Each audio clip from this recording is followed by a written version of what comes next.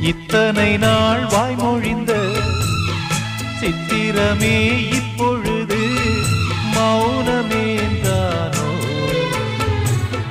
மின்னலென மின்னிவிட்டு கண்மறைவாய் சென்று விட்ட மாயம் நீதானோ?